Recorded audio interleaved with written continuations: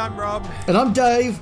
And welcome to the first of 3 Alternate Galaxies episodes where over the months ahead we'll be looking at the Lord of the Rings movies. Dave, hello. Hi, Rob.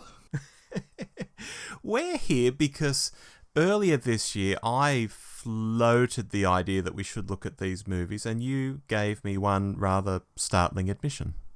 Yes, I said to you that I would have to actually watch them first because I hadn't seen more than about half an hour of the first one.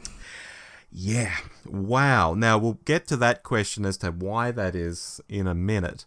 But before we begin, are there any overarching things you want to throw out there before we get into the discussion? Probably not. I was looking forward to this exercise. I am looking forward to this exercise. Me too. I think that this was the impetus that I finally did because you know how every so often you can go through your Facebook posts for the last what you said on this date for the last however many years, and every so often I'll come by with this should be the summer I finally get down and watch the Lord of the Rings trilogy. Right. So it's been an intent for a long time, and I just have struggled to get into them, and also I think found them just very daunting from a distance. I mean, just doing the broadcast or the cinema versions. Yeah, that's 9 hours combined. Mm. So there was sort of a little bit of a trepidation there. But having done this for the podcast, I've got the impetus. I'm keen to discuss them. And should we say up front, Rob, this is a 23-year-old movie, so spoilers. Yes. And it's also, about an 80-year-old book or something? Yes. Yeah, that's about right. 50s, I think, offhand. Don't hate me, Tolkien fans, if I got that wrong. Yeah, so 70-odd year of a book. So I think we can say that the spoiler curtain is down. And if you want to go into the Fellowship of the Ring unspoiled, this is your last chance. Exactly. Now, we normally kick these things off with a sort of where we first saw this. I mean, I've got a bit of a story to tell, Dave. I guess you first saw this a week ago. Yeah, I first saw this on Friday. Well, that's a great story. Thank you. For me, it would have been between Boxing Day and New Year's of 2001. Yes. I was with my first wife and her brother, because both of them were fantasy nerds in the best sense of the word growing up. And they had read the trilogy when they were still kids, I think even multiple times. I'd only read it once at that stage myself, but I was a member, Dave, of the official fan club, which is why, check this out, if you had watched the extended Fellowship of the Ring version, my name is in the credits at the end of the film for having been a member of that fan club. Wow. So, yeah, look, I was pretty pumped for this. I was anticipating it pretty hard. I wasn't just someone wandering in and being pleasantly surprised by it. I was in there with 101 questions. How's it going to look? How will they do Sauron? Will Tom Bombadil be in it? Total geek stuff right from the start. That was me. Anyway, back to your story. Is there anything to add to you seeing it last week? No, I think I'm ready to get on and discuss it. I put on the not DVD. God, what is this? The 90s. I put it on whatever streaming platform had it, and I watched it. Alrighty. Now, my notes, Dave, go all over the place. I do have some headings, though. I've got my random thoughts on it. I've got questions for you. I've got differences to the books. And I've got questions I think you might ask me. So, where should I start? Why don't you start with a question for me? All right. At the top of the list was the question, what was your reticence to watch it over the last 20 years? I think you've already sort of described that to some degree, but do you want to flesh it out any further?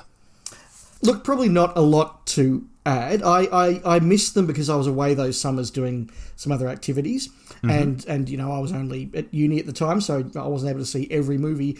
And then just back in the day, if you missed it in the cinema and you didn't want to go and buy the DVD or hire the DVD, you had to go and find a copy. I think after a while my sister had a copy, and that's what I did try and have a go at, and I just didn't sort of get into the first one. And then on streaming probably a few years ago, or maybe more than a few years ago now, I did try again, and again didn't get past the first half hour. It's just not something I'm particularly enthused about. It wasn't oh my God, I'm not watching that. It was just, it's not something that's gripping me and going, you've got to watch me. It's like 9 hours. And I did go and see the Hobbit movies in the cinema. which were terrible. Yeah. And desperately trying to drag a 260-page book over 9 hours. They were terrible. I was really excited to see Smaug on screen. We found him, cut to credits, come back a year later, he's dead in 20 minutes. So, 20 good minutes in a 9-hour trilogy. So that didn't spike my enthusiasm either. Okay. Yeah, because look, I find this fascinating because fantasy and sci-fi are very friendly bedfellows. I'm sure you would have had friends who saw Lord of the Rings. I'm sure most of them, if not all of them, would have probably loved it. And did none of them sort of say to you, "Oh, Dave, what are you doing? This is bloody great"? Many of them have over the years. Right, okay. Yes. It's just been a case of, when have I got to spare 9 hours? I haven't. Alrighty. I'll dive into a random thought. I was struck again on this watch, Dave, with just how close to a perfect movie this is for me. Because narratively, I think it explains most things. If not right away, then an explanation will come afterwards, because there's a lot of things to explain. I think it looks gorgeous, and so much of it is real, and what's not real are models, and what they couldn't do with real locations, practical effects and models is finally CG. It's basically the inverse of how they made The Hobbit, which you have seen all of. And like the difference in George Lucas's original Star Wars trilogy versus the prequels, you can just tell. You look at this and these are real people in real locations. When they're chased by an orc horde through a forest, that's a real bunch of guys in orc makeup chasing them in a real forest. It's not CG, and it just works. And Dave, I'm so thankful this was made at a time before CG took over movies. It's probably the last great franchise to use it sparingly. Of course, when you have to roll on a cave troll or something, I get that, it's got to be CG. And in the next two movies, because people are probably yelling at their speakers at this point, the scale does go up exponentially. Yes, there is more CG in the next two because they have to show tens of thousands of people having battles. But here, all good. It's beautiful. It certainly is a very, very good looking film. Absolutely helped by the fact that it's filmed in some just spectacular locations in New Zealand. And look, I've been to New Zealand a couple of times, not to those particular parts. I would like to get down there, but it is just spectacular landscape, and they make really good use of that. There are some shots that I was very impressed by. The shot when they go past the two big statues on the river, I just thought that is a epic shot, and it looks really, really wonderful and really convincing, and properly gives you a sense of grandeur and of scale that a lot of movies fail to do so. So I think that was really, really strong. So, some of the CGI has dated a bit. It's like... Yeah. You go back and watch the first Harry Potter movie, which is roughly contemporaneous with this, and you also look at that and go, "Oh, some of that CGI looks like it's as old as it is," and that was the case here. But there was nothing that I've sort of sat there and went, "Oh, that's a bit ropey." I just went, "Oh, okay, look, that looks like it's CGI from its time," but it was spectacularly shot. I totally get that. The CGI on Gollum even changes from the first to the second and third films. I know in this first film they're just trying to show him in shadows because he's not really a big character yet, but the character design and the look of the CG is markedly different when you see him in the next film. Okay, well, I will find out next month. I also love the way the film takes you up level by level, and I'm wondering if you noticed this. At first, there's no real threat. They're in Hobbiton, there's a party. Then they leave, and suddenly a farmer in the field is chasing Merry and Pippin, and that's the threat, farmer with a pitchfork. Then there's dark riders on the road. Later on, there's this little skirmish at Weathertop where Strider has to come in and chase away the dark riders. Then Frodo and Arwen get chased on horses as she's taking him to Rivendell. After the brief spell at Rivendell, we're trekking across the mountain and Saruman is causing, ice and rocks to fall on their head. It's like, Then they end up in Moria. Then they fight the cave troll there. Then we have that big skirmish with the orcs in the woods that kills Boromir. Each part of the film just takes you up just a little bit higher, and it's done so well. I mean, I know this. I've seen the movie so many times, but just watching it again, I thought, this is really well written in that respect. So I'll comment on that, and that'll lead to a question for Rob. Sure, absolutely. So I did notice that, and I did think that was a very effective way to keep things going. Even though this was a 2 hour and 58-minute movie, which means, Robert, following our rule that we may not talk about something longer than it went for, this podcast may not be longer than 2 hours and 58 minutes. I will see if we need to invoke that rule or not. I could talk all night on this day, but we'll try and keep it down. Look, I wasn't generally sitting there looking at my watch all that often. A couple of times I did sort of just check to how the progress was going on the movie, more so at the start than at the end. Mm-hmm. But I did find that it flowed very nicely for a 3-hour movie. Could I have tightened it? Absolutely, and I'll make some comments about that a bit later. But I wasn't bored. And what you said there about the regular and escalating threats definitely played a role in that.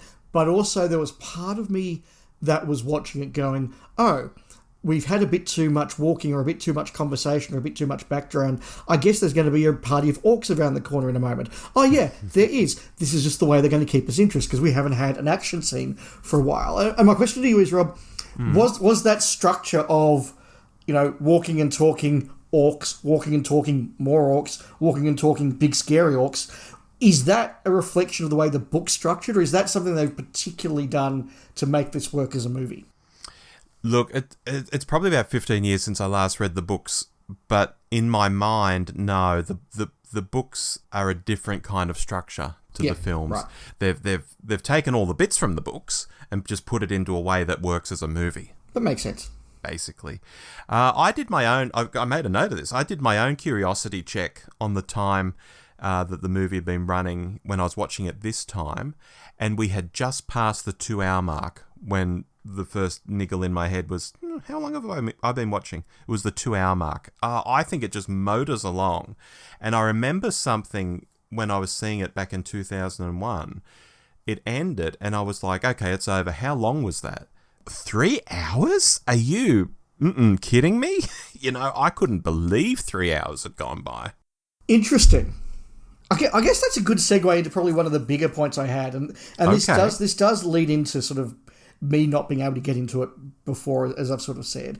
And that is, I think that there are problems with how the first act of this movie is set up. I didn't find that first 40-odd minutes at Hobbit Town particularly engaging. And I can see that they're going for a certain tone and a certain mystical, whimsical sort of vibe that if that hits you right, I can get that would be a really lovely sort of thing that you just throw yourself in and get to. For me, it was just a little bit too twee and a little bit too sort of trying a bit too hard. Particularly, I've got to be honest, Ian McKellen's performance, which I'll talk more about later, but in that first half hour, I was just a little bit like, oh, I see what he's going for and it's not working. But the other big issue that I have is, and let me put it like this, when you go to watch Return of the Jedi, the first act of Return of the Jedi is all about going to Jabba's palace to rescue Han Solo. Yes. Now, that works because we've all seen Star Wars, we've all seen The Empire Strikes Back, we know who Han is, we know what's happened to Han, we care about Han, we care about Leia, we care about Luke, we care about Chewie. And so we're invested in that story and we want to see how they rescue Han. But even so, that is a movie where you go, right, now we've done the tail end of The Empire Strikes Back and resolved all the plot threads there, we can now start Return of the Jedi. But it works because we've seen Empire. Here, we spend 40 minutes resolving the plot issues from The Hobbit. Yeah. The problem is we haven't just watched The Hobbit because The Hobbit wasn't a movie at the time. Now, I had The Hobbit read to me when I was very young by my father, and I read it again probably when I was about 12 or something. So, look, I had a very vague memory of what happens in The Hobbit. I'm sort of vaguely aware that Gandalf wants Bilbo to go with a bunch of dwarves on a mission because it helps their insurance premiums if they have a hobbit with them or something.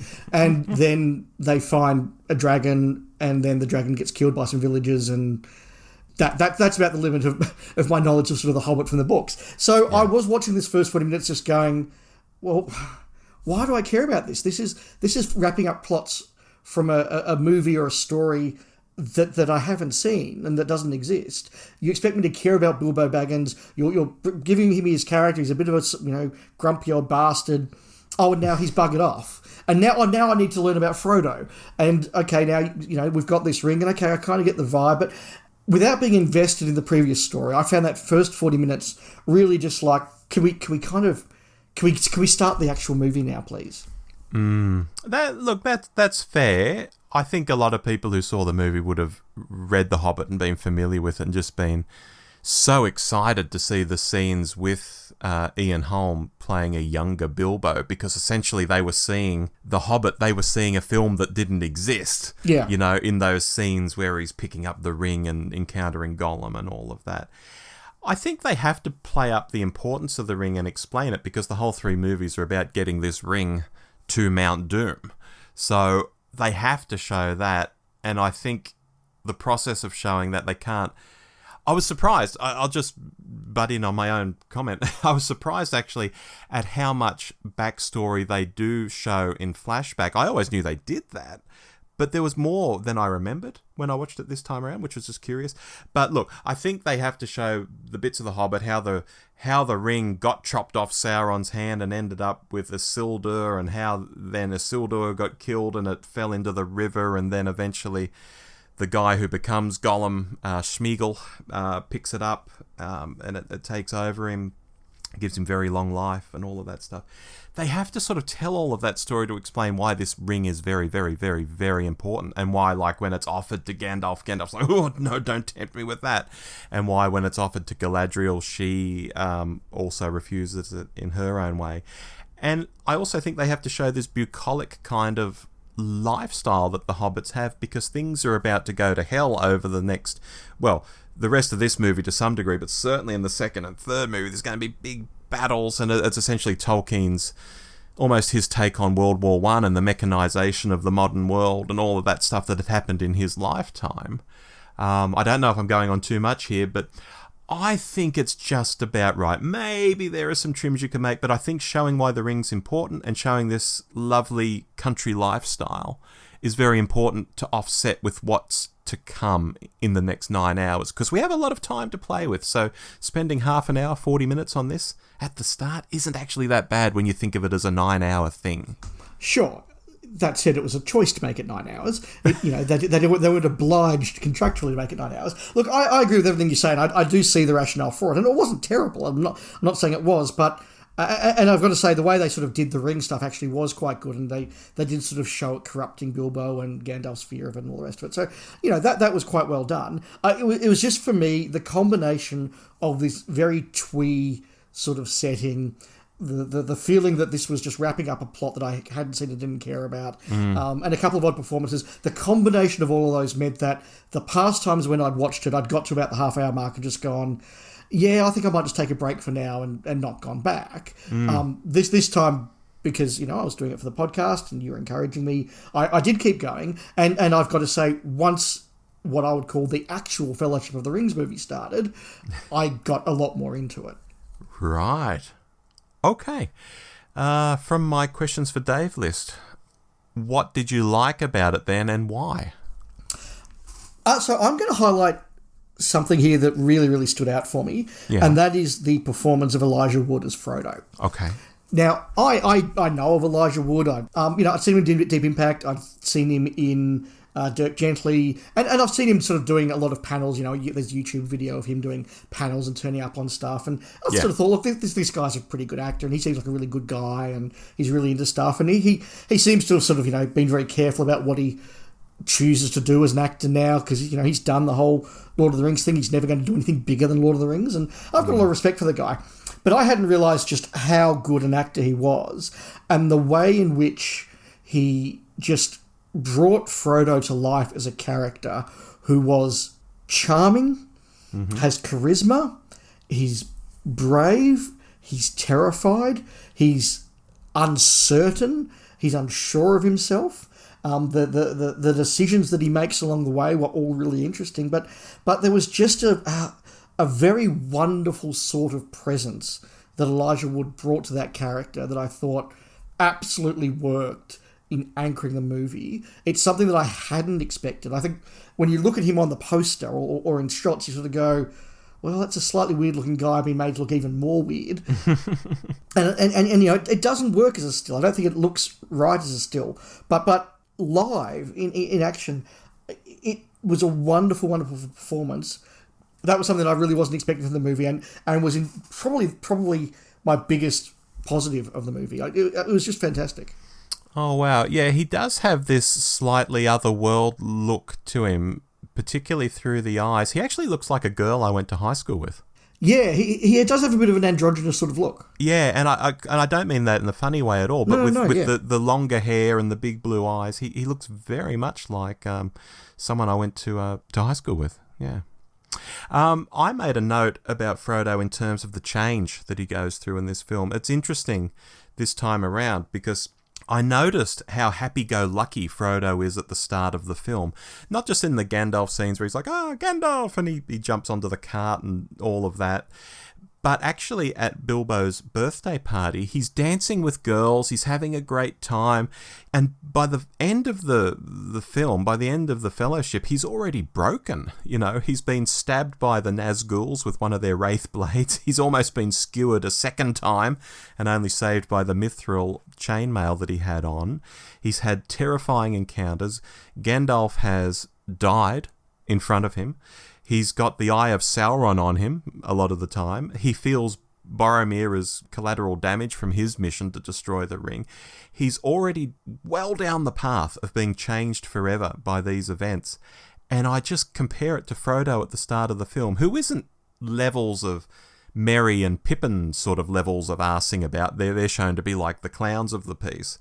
But he's still one of the lads, basically. You know, when they're at the bar at Bree, he's getting the beers and all of that. You know, it's actually quite sad, the change in him just within this one film.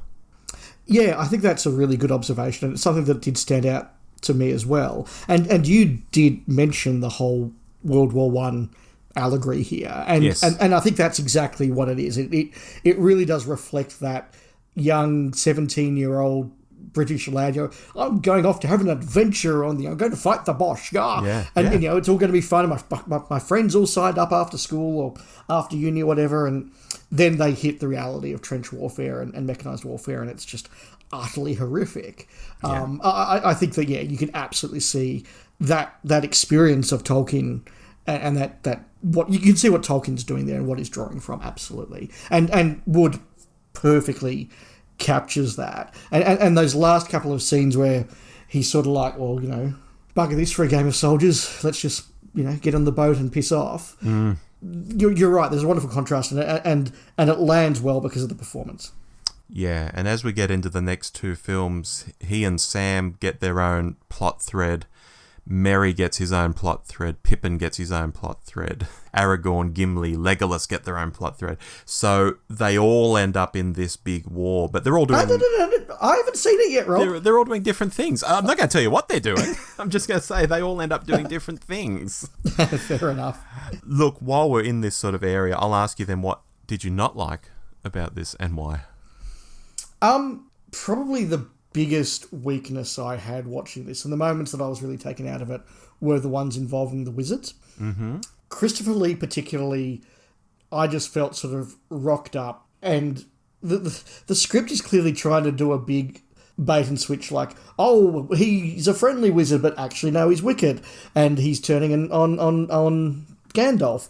And I just thought Christopher Lee didn't telegraph that at all. Christopher Lee played it the same way the whole way through, and that way he was playing it was very sinister. And look, I'm sure that he was going for the whole, you know, do not anger a wizard sort of vibe, and wizards are meant to be very scary and all the rest of that. But I didn't get anything out of that at all. I didn't particularly get what the point of his character was at all.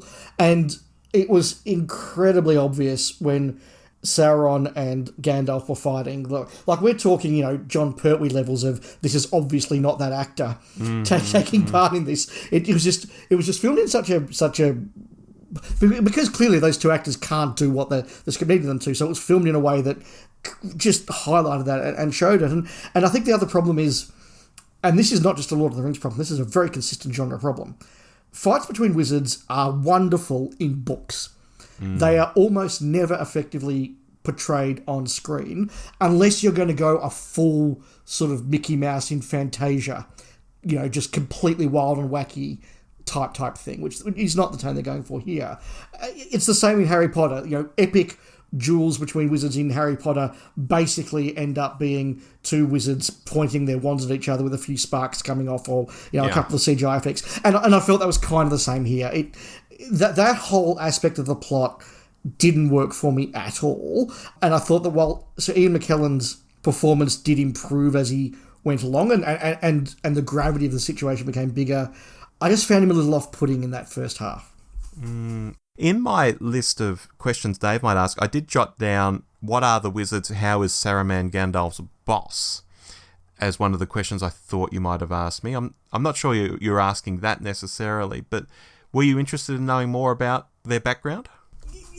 Interested is probably too polite a word. Confused and wanting to know what I perhaps had missed there. I certainly got this idea that he was the head of the Wizard Order, and I understood that. I've seen the Techno Mages in Babylon 5. I know how these things work. Mm-hmm. So I got what was meant to be happening, and I got that this was meant to be like, oh my god. So which one's Christopher Lee, Saruman or Sauron? Saruman. All right, I said Sauron before, so excuse me, listeners. I got my wizards beginning with S mixed up. I got that Saruman was meant to be Gandalf's old friend, and now he's betrayed him. But That whole thing happened in about 45 seconds, and Christopher Lee, in my mind, didn't switch. There wasn't we're being nice and friendly. He was being dark and scary the whole time, and now I'm dark and scary, and I'm a bastard. It just didn't work for me, and I don't think Christopher Lee was the right casting for that, because Christopher Lee's walked on doing a dark and foreboding voice. I guess he's the bad guy. Oh, Gandalf says he's not. Oh, now he is anyway. I think that there could have been a lot more nuance to that, and coupled with just the fact that wizard fights in books don't translate to screen, that whole subplot and sequence, I think, was the weakest part of the film. I think the best way it's telegraphed, because as I've got here in my notes, basically the wizards, or the Istari, which I don't even think is mentioned in the film, were sent to Middle-earth by the Valar, who are the gods, to sort of fight against Sauron. So Saruman sort of turning on that is like a big deal. And I think the best way it's telegraphed is when Gandalf first gets there, you see them walking through the lovely gardens around his tower, his wizard's tower. But by the end of this film, he's converted all that ground into pits where he's breeding orcs and all these abominations, and they tear down all the trees. This is another sort of Tolkien theme, like industrialization and tearing down nature and all of this. And there are some shots from above where you see the tower just surrounded by these pits full of smoke and flame, and it's like the industrialized world has come. And I think that telegraphs the change in him from being a wizard who enjoys nature and beauty and all of this, into siding up with the evil guy, with Sauron, and his whole environment around the tower changes. I think that's a nice visual thing. Yeah, I get what you're saying. I just think it's interesting that, having really taken the time, as we discussed, to give us a whole load of backstory about Bilbo, the Ring, Sauron, Gollum, etc., to sort of just not give us, I don't think, enough of that with Saruman, I think was a fault. Okay. I'll tell you, because I've been so effusive and positive so far, I'll tell you one thing that doesn't work for me in the film. And it might sound weird, Dave, but at times the action goes into, I don't know quite what to call it, strobe or stop motion isn't quite it, but it's sort of a slow motion with frames missing. I don't know if you know the effect I mean, like if someone's turning their head, it's like some frames are missing and it happens very slowly. I think it looks super cheesy. I'd prefer they just use slow motion if they had to go there at all. So it's basically just this effect that happens in a few scenes. I think it looks really weird, and I don't think it should be there. Yeah, that's something I don't like about the film. No, fair enough. I must admit that didn't stand out for me, so fair enough. Okay. One thing that was very cool about watching this was that I did have a number of moments of pop culture explained to me, or sort of revealed to me, to go through the whole one does not walk into Mordor and go, oh, that's where that's from. Yep. I must admit, the wizard you shall not pass moment, I knew that was going to come somewhere. I thought it was probably going to be later in the trilogy, but it came up there. That was in part ruined for me, because I have many, many times watched the the Ricky Gervais Stephen Merchant show extras. Yes. One of which has Ian McKellen in there. And whenever I saw him online, I did sort of have in the back of my mind Ian McKellen doing that, the way you might show my performance, my artistic style is Sir Ian, Sir Ian, Sir Ian, Sir Ian, wizard, you shall not pass. Sir Ian, Sir Ian, Sir Ian. And listeners, if you haven't seen that, just go Google Ian McKellen, Ricky Gervais extras and see that scene. It's hilarious. McKellen's really, really good in it. But that was funny. Sean Bean dying, I knew that was a thing. I don't think I've seen him die in something before, but I know it's a meme that Sean Bean dies in everything. And so, again, I was surprised it happened in this movie. I thought, well, he'll get to at least the second. So that was, just a few boxes where I've gone, oh, cool, I can now take part in this pop culture phenomenon. I recognise those lines. Yeah, except for the Sharp series. Sean Bean survives all the way through Sharp. And in fact, there is a line in this film where he picks up the broken sword in Rivendell and cuts his finger on it and goes, still sharp. And I've always wondered whether that's an in-joke with the crew, because he played the character of Richard Sharp in the Sharp series. But look, now that you've raised Boromir's death, Dave, I'm going to talk about that, because I just choke up every time that happens. From the moment you hear his horn and the soundtrack kicks in, and you have that awesome overhead shot. It's almost like a drone shot, except this is 1999, so it must be a camera crane or something.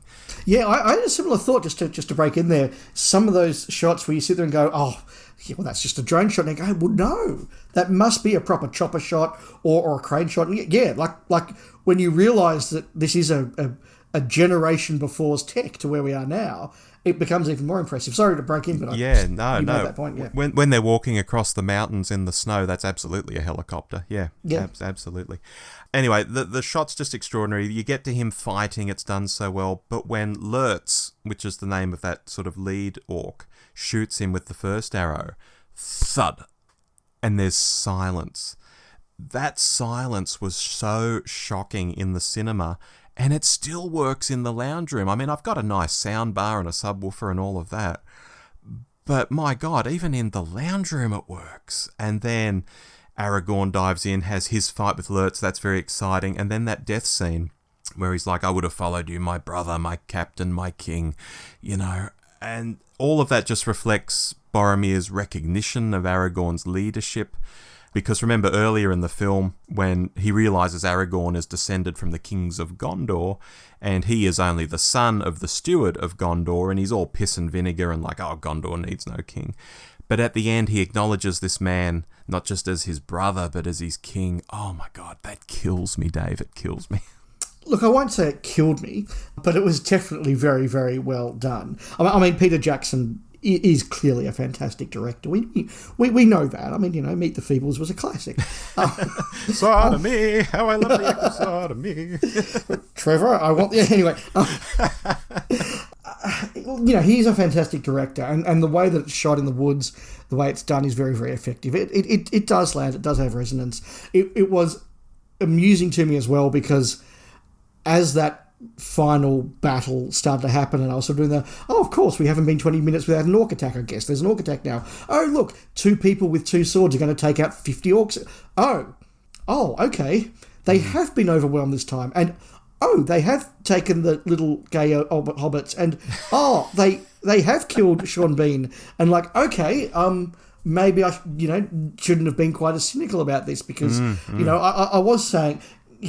okay, there's a massive party of orcs, and, 2, a dwarf and a man and a elf slaughter them all, ratio of 20-1, and they win every time. And then this time they didn't. I've gone, okay, well done, movie. You have pulled the rug out from under me very, very successfully. Yeah. I mean, these orcs, which I think are crossbred with goblins or something, I think that's the conceit, which is why they can move around in the day. I think there's a line about that in the film. I don't think they're meant to be the smartest things in the shed. I mean, you see the way they're bred, they're just sort of pulled out of these, what would you even call it? This... birthing pools of mud or something. Yeah, and sort of, here's a really crude sword, have at it, so they're not guys who have trained for decades in swordplay and stuff. So I can actually go with the idea that these guys would sort of mow them down, but when they get overwhelmed with numbers, that's where the problems sort of start, and Boromir is kind of distracted when he gets shot with those arrows and all of that. But I love that sequence. I love it so very much. I'll drop down to my differences to the books section. I know I'm going all over the place, but I'm trying to get a lot into this episode. In an age where people hate films and TV shows to diverge too much from their book counterparts, and I mean, just look at the reactions to Rings of Power on Amazon if anyone wants to challenge that. Lord of the Rings was really refreshing insofar as Peter Jackson and his co-writers came out at the time, and this clip has been played many times, especially in recent years, with the Rings of Power controversies going on. They went out of their way to honour Tolkien and not write too much of their own stuff into it, or even worse, put modern messaging into stories that never had modern messaging. And largely I think it's true. You know, unlike the absolute mess he made of The Hobbit, the Lord of the Rings films are pretty close to the source material. You asked, do they follow the same beats as the books? No, but in terms of what's there and how the characters act, they're pretty close. They still have their quirks though, and I jotted down a few, but I'll stop there if you have anything to say on that before I move on.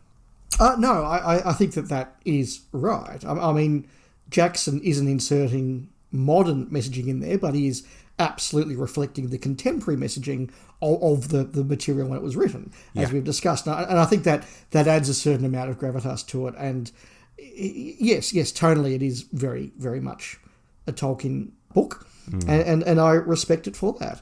Yeah.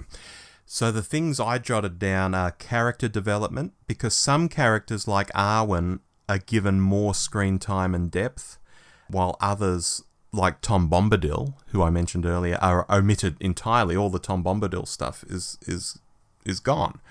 For example, in the books, it's not Arwen who rides like a maniac with the dying Frodo to Rivendell. That was just inserted to make her more dynamic and give her a bit of action. It's done really well. She's given some awesome moments, some moments she doesn't get in the books. In the books, it's just Aragorn and the hobbits who take Frodo to Rivendell.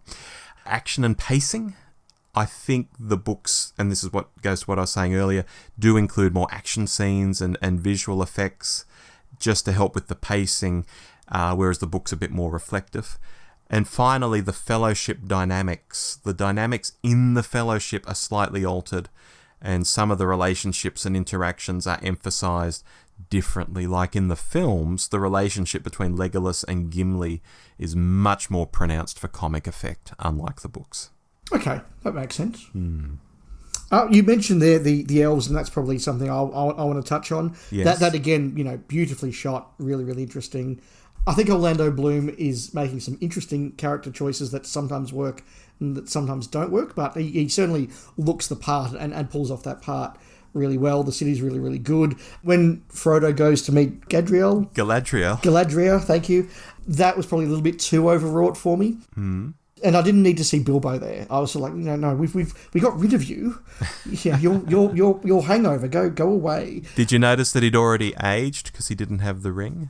No, I can't say I did. Okay. He looks, in human terms, probably 10, 15 years older than in the Hobbiton scenes. His hair's gone more white and he's more wrinkly in the face, and that's deliberate because he no longer has the ring giving him extended life.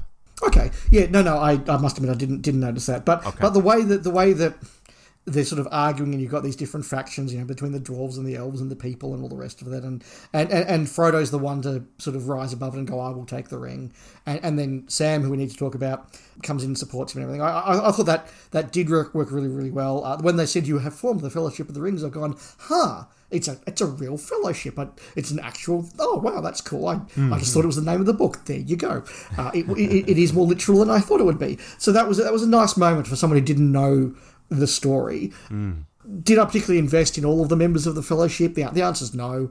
There are a couple there that I was sort of like, well, look, I can only focus on so many characters at once, and I'm sure you're really cool, but if you're in the next movie, I'll care more about you. And in one case, he wasn't, so who cares? So that was really good. As I say, I want to talk about Sam, but any sort of comment or reaction to that? Yeah, when you talk about some of the choices Orlando Bloom makes, I'm going to go back to the Boromir death scene again. when Aragorn is crouched over him and they're having this moment, they cut to Legolas, who's looking at them from a slight distance, maybe 10 meters or so. And he has this almost childlike look on his face, which I've never gone into too much research on. But to me, this childlike look is he's seeing one of these humans die. And he's probably not seen that a whole lot because he's been hanging out with elves for thousands of years and he is very long-lived.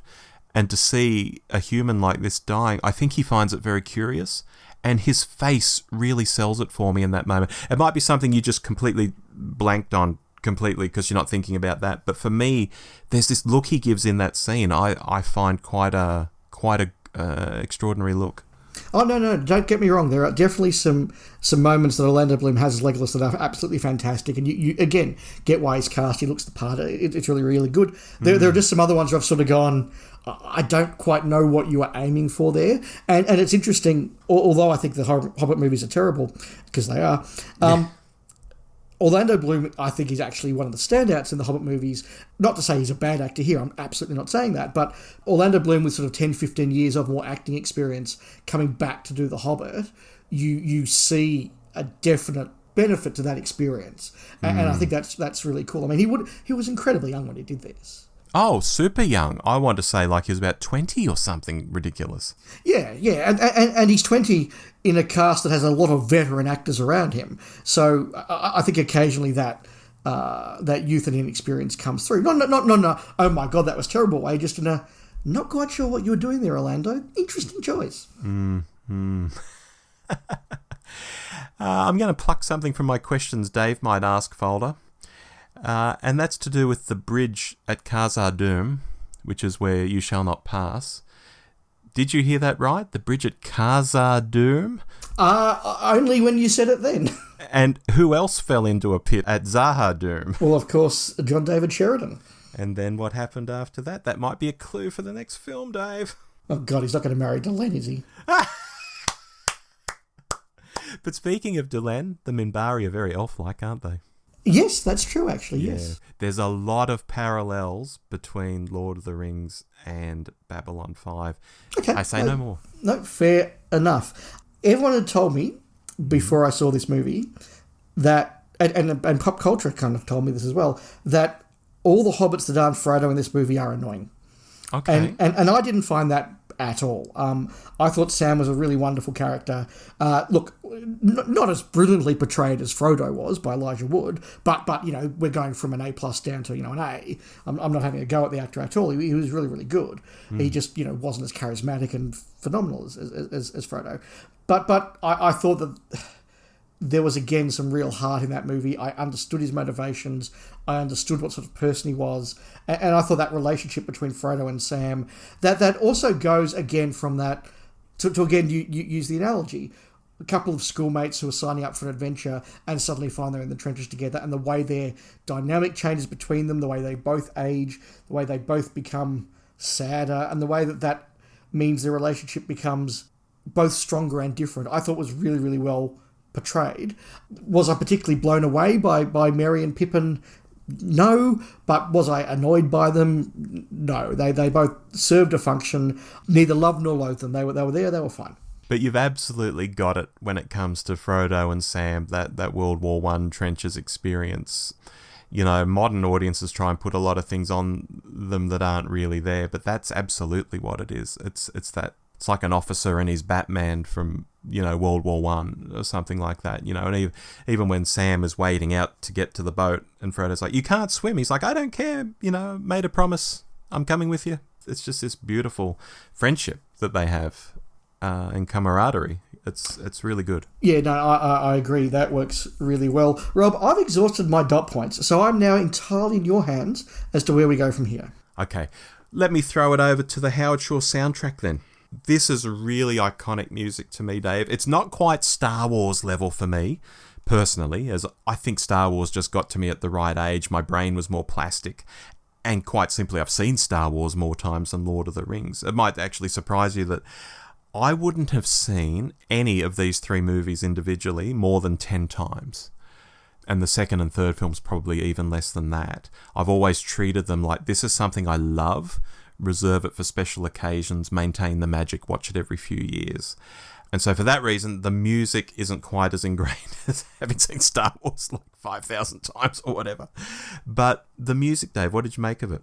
Look, it was very nice. I think had I seen this in 2001, I would have been very impressed by it, because we hadn't quite got to that level of really massive sort of scores outside of a very, the odd John Williams or Hans Zimmer sort of scores. And even those weren't sort of like this. I think you can sort of sense in Titanic in 97 a development of it. I think you can actually sort of feel the influences of the Titanic score in parts of this. Mm-hmm. And it is very impressive. And yes, I probably would have been blown away by it in 2001.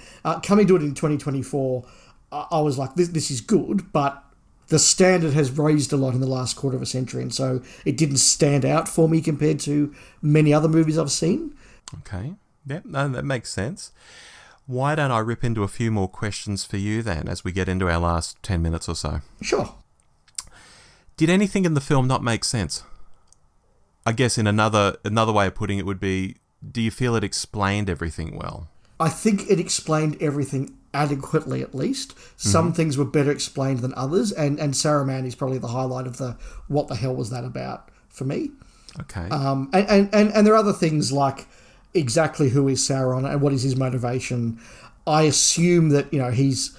And don't tell me if I'm right or not, I want to discover this, but my assumption is that he's the end of game big bad, and that we'll learn more about him and see more of him, and eventually we'll actually he will become, the Emperor at the end of Return of the Jedi, to use a Star Wars analogy. So although I have lots of questions about him and some of it doesn't make sense, I'm fine with that because I assume there's more coming.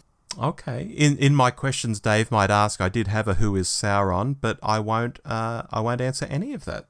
I'll leave it to be a surprise. If I get to the end of Return of the King and I then have to go, so Rob, who was Sauron? That will be a disappointment. But I will pull up these notes. We'll see if we get there. Next question. Can you see why people adore these films, and for a particular generation, this is their Star Wars? Yes, absolutely. Yeah. In the same way that the Jurassic Park movies are my Star Wars. There you go. Yep. I absolutely see. If you're in the right place at the right time and saw this would absolutely blow you away. I think if you were someone who was a big fantasy fan, and I'm a big sci-fi fan, and I don't mind a bit of fantasy, but I tend to lean more towards the more sci-fi of the fantasy genre than the real fantasy. So if you were somebody who was properly invested in fantasy, and particularly literary fantasy, I think this would have absolutely blown your mind. I think it is very true in style and tone to what Tolkien was trying to do. And so, there wouldn't have been that sense of, they ruined it. So I think that's good. It is epically shot. It is well acted. It works. And I think that it is an absolute standout trilogy. And indeed, look, I was talking about this with my work bestie today, who was a -1 when this came out.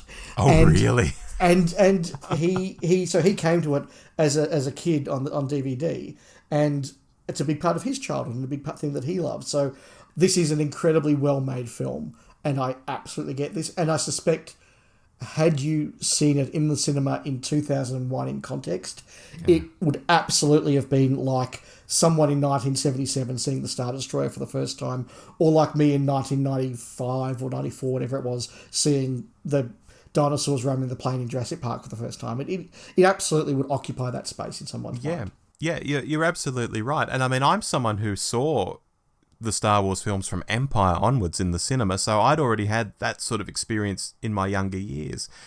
But to be older and again, I was married at that point already, to be older and to sit there and have the movie finished and think that was 3 hours, how did that happen? My God. I felt like I had just seen something absolutely effing extraordinary. Like I don't feel at the end of 99% of films. I truly felt that way. Yeah, so you're spot on. Nice. Yeah. And finally, what are you anticipating in the movies to come? So I think I know what the end game has to be. The end game has to be that they get to Mordor, they encounter Sauron, probably an epic battle, and I think the way that they have dealt with Frodo and the Ring in this movie means that it's going to be one of those movies where there's the epic battle part of the plot, and then there's the personal battle part of the plot. So I think that's where it's going to end. Mm-hmm. How they spend another 5 hours getting to that last hour, I genuinely don't know. Given that at the end of this film, they're standing on a hill and they can see Mordor in the distance. Yeah, and so look, I assume that the Fellowship, having kind of been broken up at the climax of this movie, needs to be got back together. They need to go find the two gay hobbits and, rescue them. Legolas needs to pull himself together. Dwarf dude needs to do whatever dwarf dudes do in these situations. I don't know. So I assume there'll be a bit more of a sort of coming together. I have absolutely no idea what the Two Towers is going to be about, though. I can see what they need to do to get to Return of the King. I think I have an idea of where Return of the King is going to go. Mm. But how you feel the sort of the 4 hours in between, I'm genuinely open to. And interestingly, now that you ask me that, I think about sort of all the beats and moments in Fellowship of the Rings that via osmosis and pop culture I've kind of imbibed. And I kind of, I knew that at some point Gandalf is going to stand on a bridge and say, "Wizard, you shall not pass," whatever. I knew that those things were going to come. I sort of knew that, he was going to take the ring and go on a journey. But I actually don't know any particular pop culture references. I have got, certainly from the Two Towers. I assume Gollum's going to be in it more, because why would you tease Gollum to not have it anymore? Yeah. So they're the little bits and pieces that I have, but I am a significantly blanker slate for the Two Towers than I was for this. All right. Now that's all plot stuff. So final extra tacked on question. In terms of things you would like to see, like, I bloody love that dwarf, I'd love to see the adventures of that dwarf going forward, or any particular characters you want to follow, or anything that's not so much big plot stuff, but just things you'd like to see more of, or less of. I want to explore Frodo and Sam more. Okay. To me, they were the absolute heart of this movie. They were the absolute best part of this movie. And if the Two Towers goes in the direction of, we're going to get a bit smaller and focus a bit more on these characters, I would be very, very much up for that. Okay. Fantastic. Well, I think this has been fascinating. Our listeners out there who know these movies inside out will have heard what you've had to say and will find it fascinating. And roll on another month's time where we talk about the next one, hey? Yes. There's one question you haven't asked me, Rob. What's that, Dave? What did I make of the movie? I actually had that here in my questions for Dave, and I moved past it. Did you like it? Look, I did like it. It's not going to the top of my movies list. It wasn't for me. If we were doing a Doctor Who hot take, I'd say this isn't an instant classic. It's not an A+, but it's a B+ or an A. It was very, very good. It had some real heart, spectacular visuals. Would I have liked to have seen it truncated a little bit more? Yes, I would. Did I have some problems with, the recurrent orc battles and the opening? Yeah, sure I did.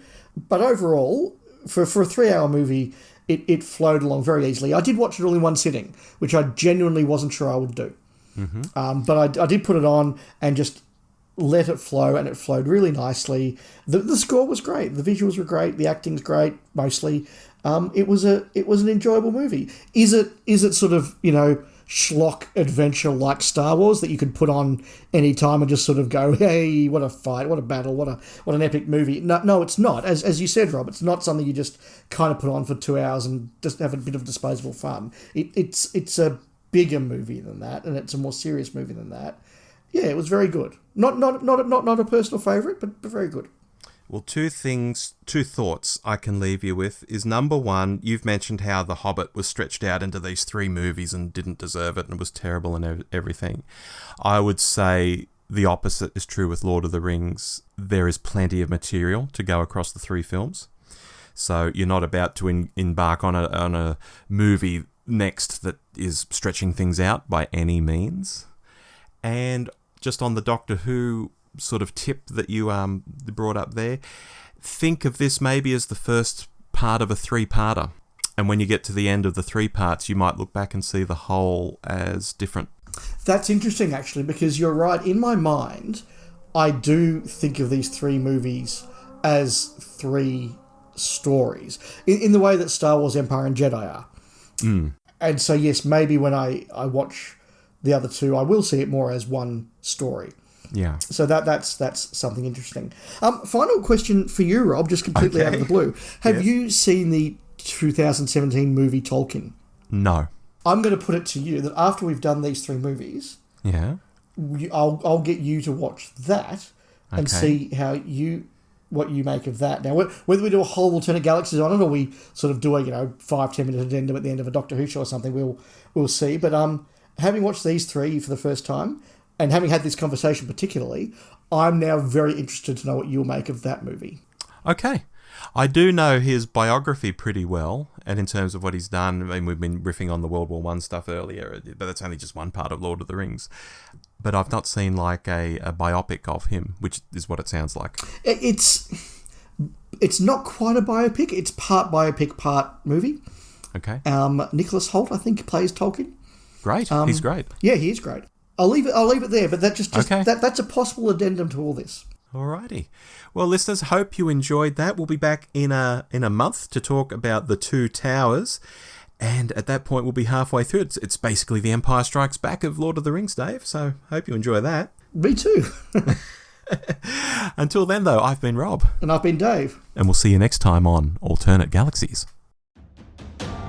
You've been listening to Alternate Galaxies, the podcast where Rob and Dave from the Doctor Who show take a look at other great sci-fi and fantasy that we think Doctor Who fans might like.